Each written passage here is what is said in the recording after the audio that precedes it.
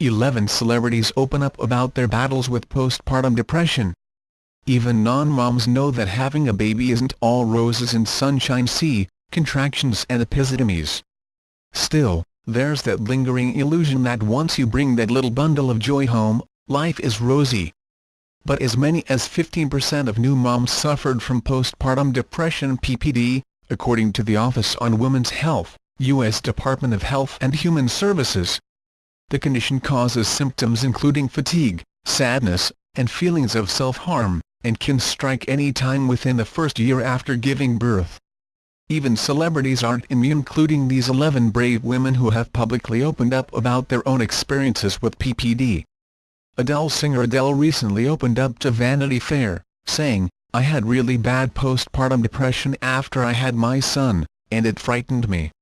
Feelings of inadequacy plagued her after the birth of her son, Angelo, now 4. My knowledge of postpartum is that you don't want to be with your child. You're worried you might hurt your child.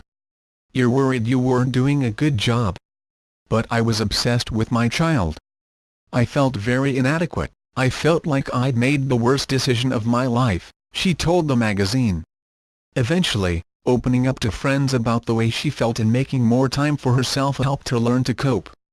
Hayden Panettiere in October 2014, nearly a year after the birth of her daughter Kaya, the Nashville star revealed to Us Weekly that she was seeking treatment for PPD. She later described the perception of the condition versus reality during an appearance on Live with Kelly and Michael. "When you're told about postpartum depression you think it's I feel negative feelings towards my child, I want to injure or hurt my child," she said. "I've never, ever had those feelings. Some women do. But you don't realize how broad of a spectrum you can really experience that on. There's a lot of misunderstanding." Courteney Cox in 2005, Courteney told USA Today she suffered a bout of PPD that started 6 months after welcoming daughter Coco. "I couldn't sleep," said the then 41-year-old. "My heart was racing. And I got really depressed. I went to the doctor and found out my hormones had been pummeled. A hormone replacement regime and the support of her pals, like Friends co-star Jennifer Aniston, helped her through the rocky time." Kendra Wilkinson, the Girls Next Door star, opened up about her battle with PPD to People magazine in 2011. "It got pretty bad, but not to the point where I would harm my family," she said. "I was a great mom and did what I needed to, but I was definitely very depressed. Motherhood is a big change in life and it happened overnight." Bryce Dallas Howard, the Jurassic World star, wrote an essay on Goop detailing the postpartum depression she endured after the birth of her son, Theo. "I seem to be suffering emotional amnesia," she said.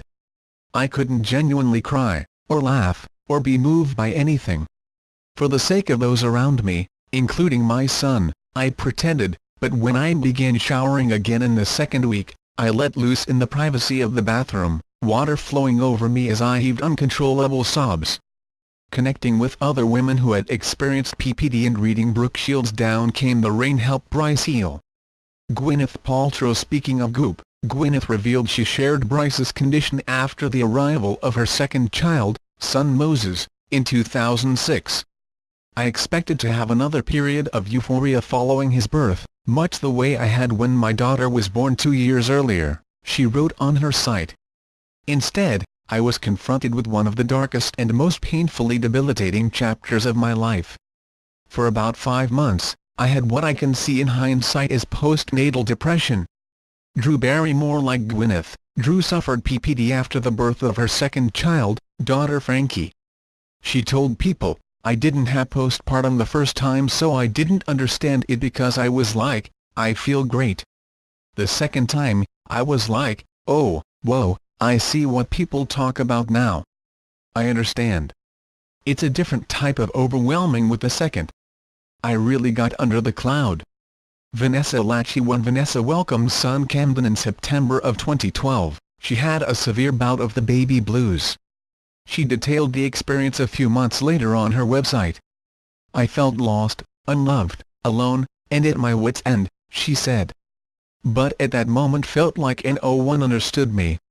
I was in my maternity leggings, unshowered with throw-up on my shirt, hives all over my body, another lovely post-pregnancy perk I got, and a sweet, loving little boy who couldn't look at me and smile to make it all better.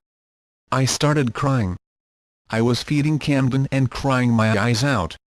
I felt like I had officially come undone. Where was the organized Vanessa who had it all under control no matter what the obstacle?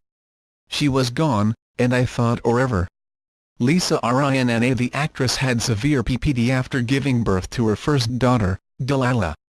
But she told no one, not even husband Harry Hamlin.